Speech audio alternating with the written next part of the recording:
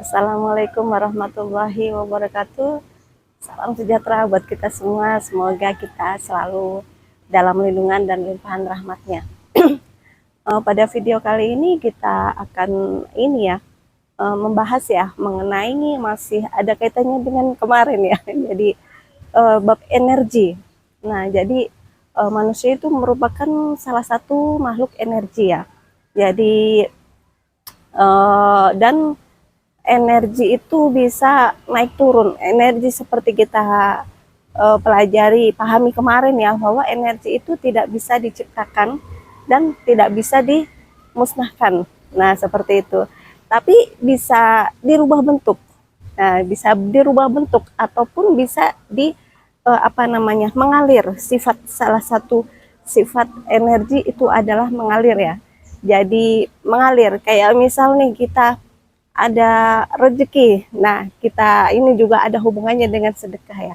Kalau kita bersedekah itu kan energi dari rezeki itu kan mengalir ke ke yang kita kasih sedekah. Contohnya kepada orang fakir miskin atau kepada anak yatim atau kepada orang-orang yang membutuhkan lah, yang mungkin kehidupannya di bawah kita. Nah, seperti itu kan rezeki itu mengalir. Rezeki itu juga ada energinya.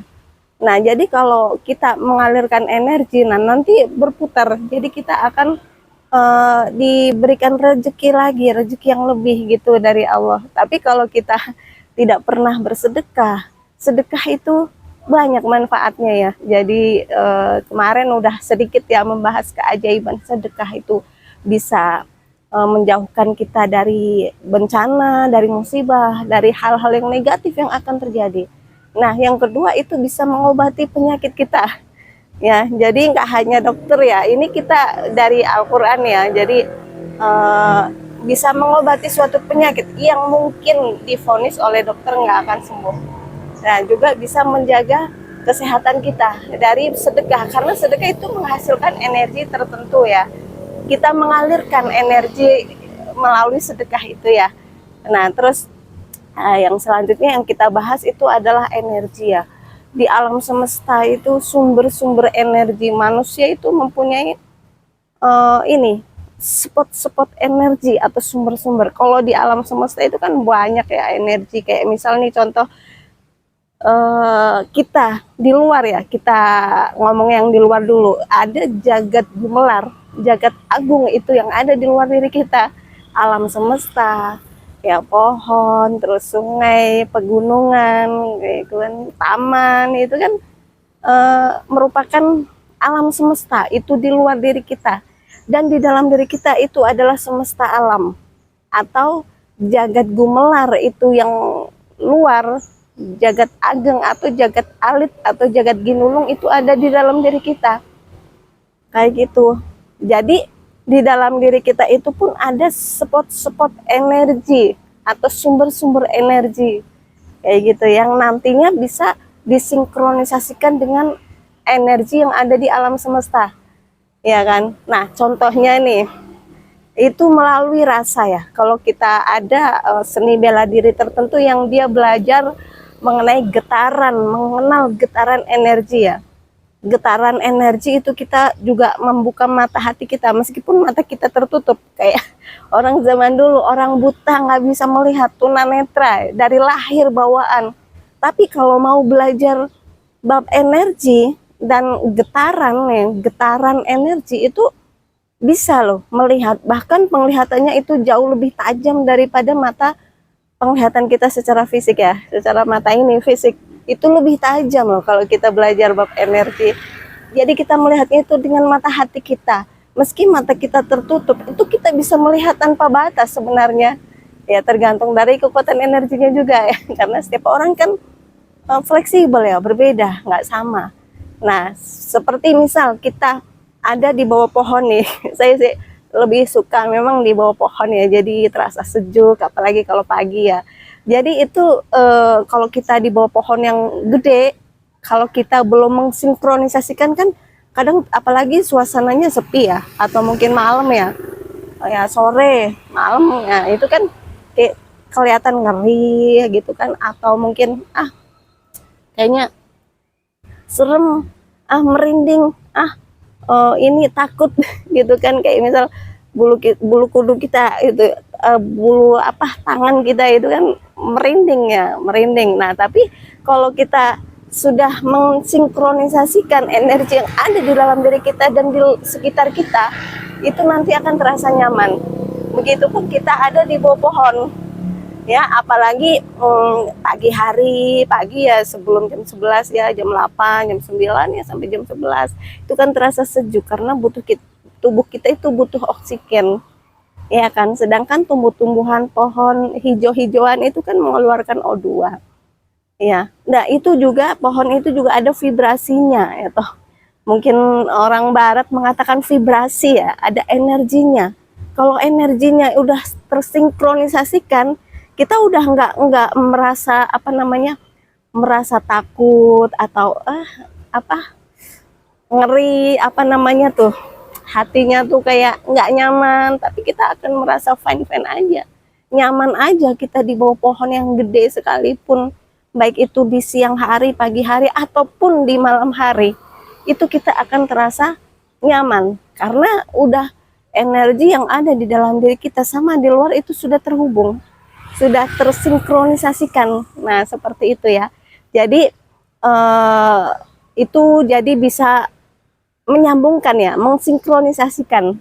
Nah, begitupun dalam kita mengaktifkan energi yang ada di dalam diri kita. Kalau di dalam ilmu Islam atau Al-Quran ya, ini ada di ilmu Thorekoh ya, itu ada beberapa cara untuk membuka titik-titik spot-spot energi, itu ada 7, atau yang disebut dengan di dalam Al-Quran itu adalah latifah-latifah yang harus kita aktifkan, kita bangkitkan, kita aktifkan ya kan, terus kita bersihkan ya, terus kita bersihkan, kita aktifkan, kita bersihkan, terus kita isi dengan kekuatan energi ya. Nah, seperti itu banyak cara mengisinya.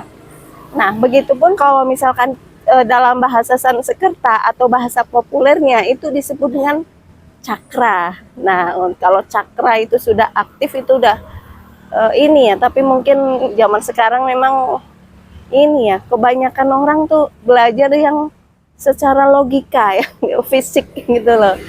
Nah, jadi apa-apa fisik. Nah, secara logikanya, nah seperti itu. Ini kan ilmu yang nggak kelihatan ya, tetapi nyata dan bisa kita benar-benar kita rasakan.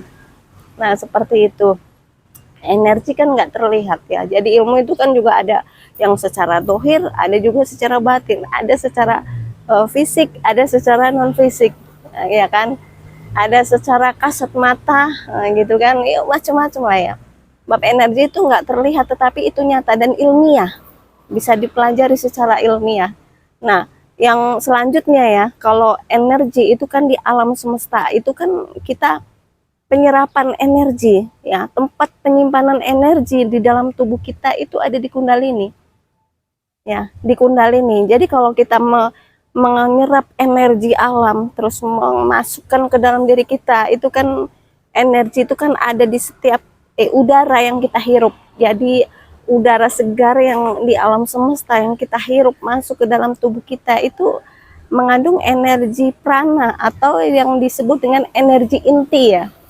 Nah, itu nanti akan kita olah, O2 yang ada di dalam O2 di dalam paru-paru nanti disalurkan ke seluruh tubuh, atau mungkin nanti diolah dulu, disimpan di Kundalini ya. Itu tempat penyimpanan energi itu di Kundalini.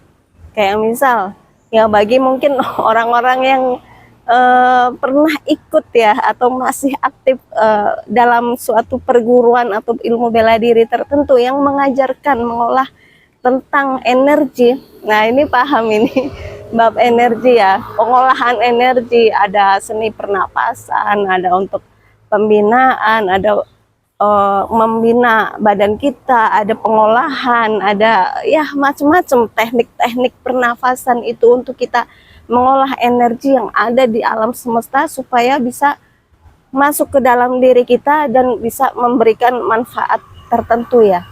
Contohnya dengan manfaat kita namanya kita sehat, kita mengeluarkan penyakit-penyakit yang ada di dalam tubuh kita.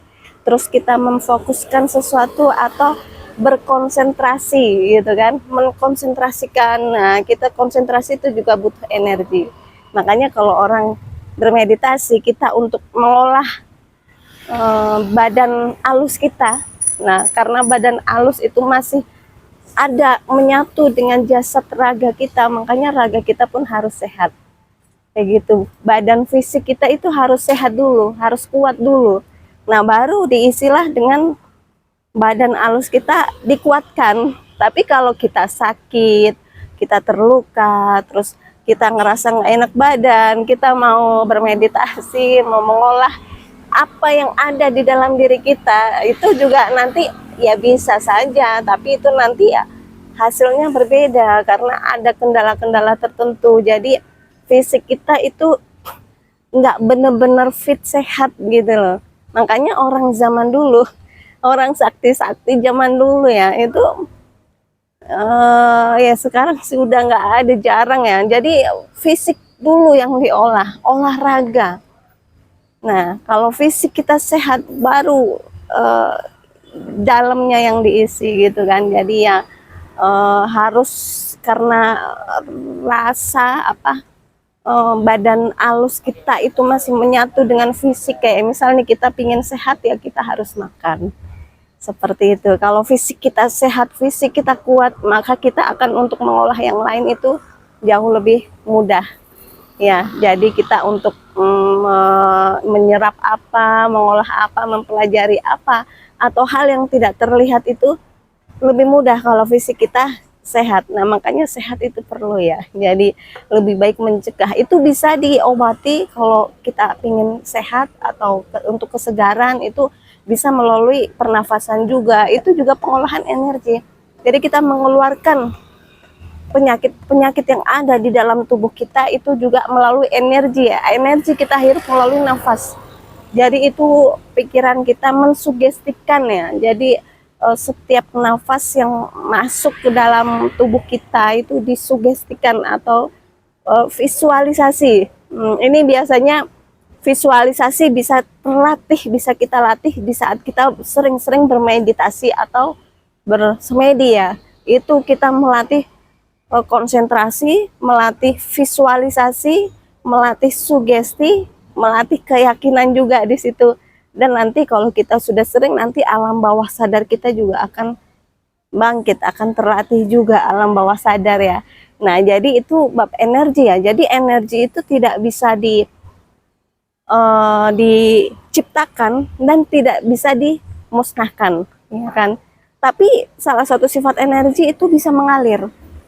Nah, terus mengalir terus kayak cokro manggilingan itu mengalir terus.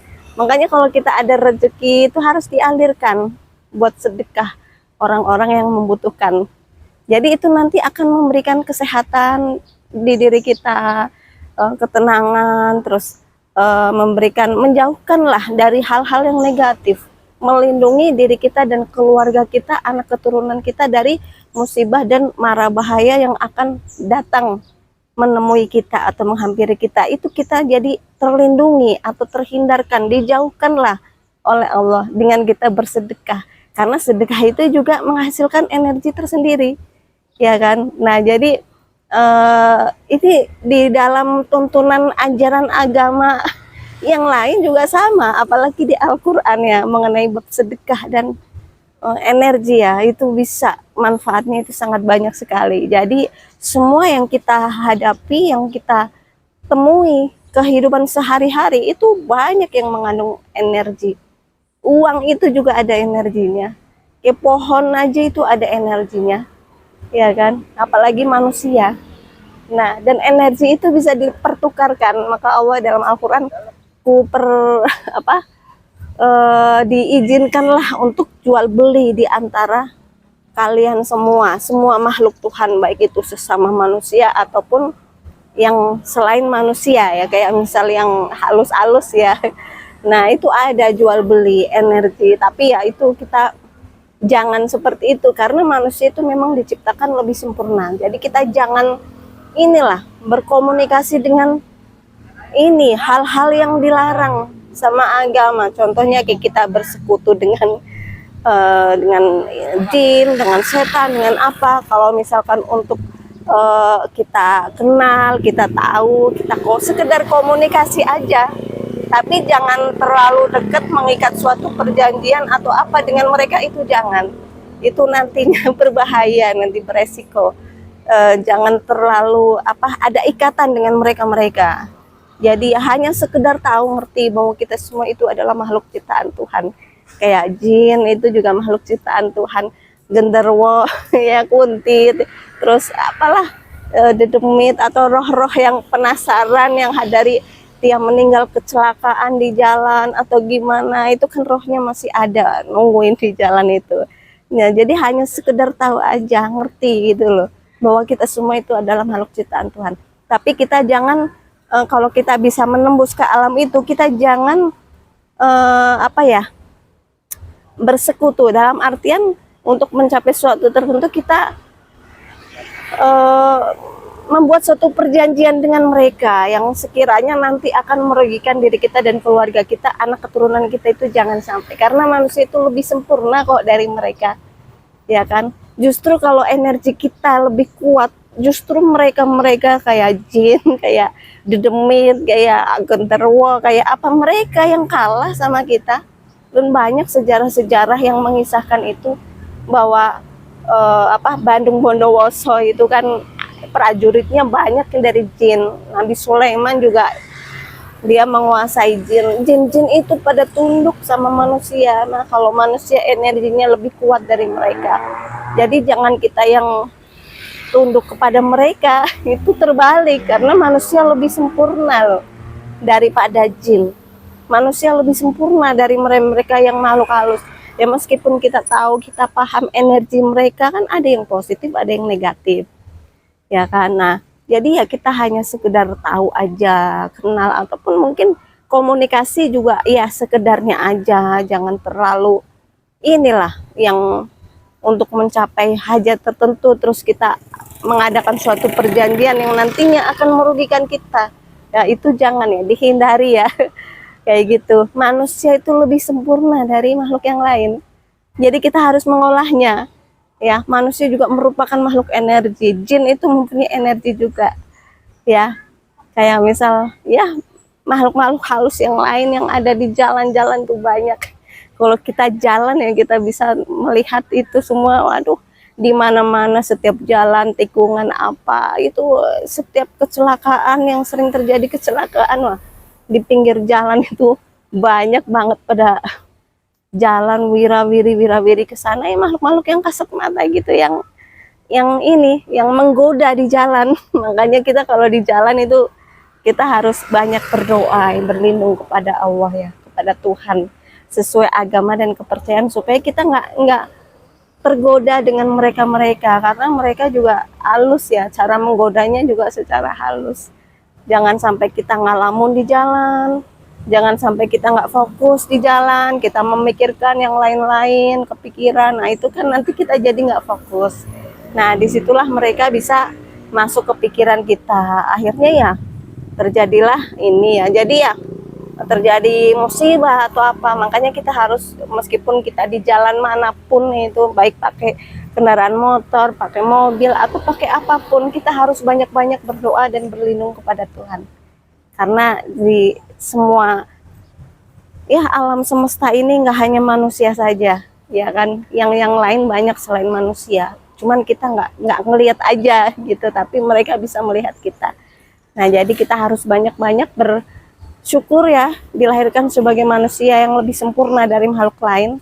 Yang kedua, kita harus